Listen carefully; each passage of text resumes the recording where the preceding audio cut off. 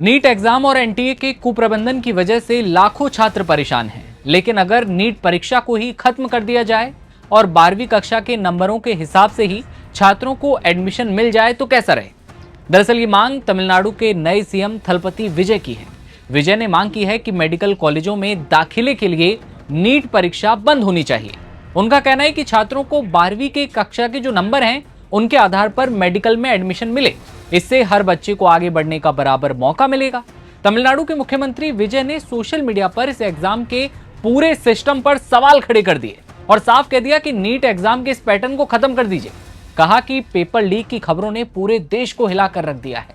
विजय ने याद दिलाया कि साल 2024 में भी पेपर लीक हुआ था और 6 राज्यों में एफआईआर दर्ज की गई थी, जिसकी जांच बाद में सीबीआई को सौंपी गई और इस बार भी वही हुआ है। इतना ही नहीं, इसरो के पूर्व चेयरमैन डॉक्टर के राधाकृष्णन की कमेटी ने परीक्षा सुधार के लिए 95 बड़े सुझाव दिए थे।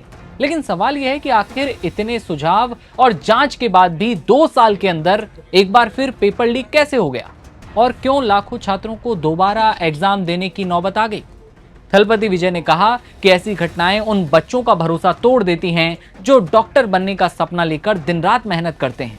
दरअसल तमिलनाडु लंबे वक्त से नीट परीक्षा का विरोध करता रहा है। राज्य की लगभग हर सरकार ने केंद्र से ये मांग की है कि मेडिकल एडमिशन 12वीं के नंबरों के आधार पर हो। तमिलनाडु का तर्क है कि नीट जैसी परीक्षा ग्रामीण और गरीब छात्रों के साथ अन्याय करती है, क्योंकि कोचिंग सिस्टम अमीर छात्रों को ज्यादा फायदा पहुंचाता है। अब एक बार फिर वही बहस तेज हो चुकी है कि क्या नीट पूरी तरह से खत्म होना चाहिए, कोई एग्जाम रहे ही ना। क्या मेडिकल एडमिशन सिर्फ बोर्ड परीक्षाओं के नंबरों से होना चाहिए या फिर परीक्षा सिस्टम को मजबूत और ज्यादा बनाना चाहिए। आप लोगों को क्या लगता है, कमेंट सेक्शन में आप बताइएगा। खैर आगे बढ़ते हैं। बता दें कि फिलहाल 22 लाख से ज्यादा जो मेडिकल छात्र हैं इस विवाद की वजह से परेशान हैं। वो बस इस इंतजार में हैं कि आगे क्या होगा और उन्हें इंसाफ कब मिलेगा। इस पूरे घोटाले को लेकर देश भर के छात्रों में भारी गुस्सा है। कई शहरों में छात्र संगठन प्रदर्शन कर रहे हैं। राजधानी दिल्ली में भी भयंकर प्रदर्शन लगातार जारी है। उनकी मांग है कि परीक्षा के इस सिस्टम को सुधारा जाए। छात्रों का कहना है कि ऐसी धांधली से मेहनत करने वाले जो बच्चे हैं उनका करियर बर्बाद होता है, साल भर की मेहनत खराब होती है। कथित पेपर लीक और परीक्षा में गड़बड़ी की पूरी जांच वर्तमान में सीबीआई को सौंपी गई है। सीबीआई रोजाना नए खुलासे कर रही है, धरपकड़ लगातार जारी है। सीबीआई इस बात की जांच करेगी कि क्या वास्तव में पेपर लीक हुआ था, इसमें कौन कौन से लोग शामिल थे और परीक्षा प्रक्रिया में कहां-कहां चूक हुई।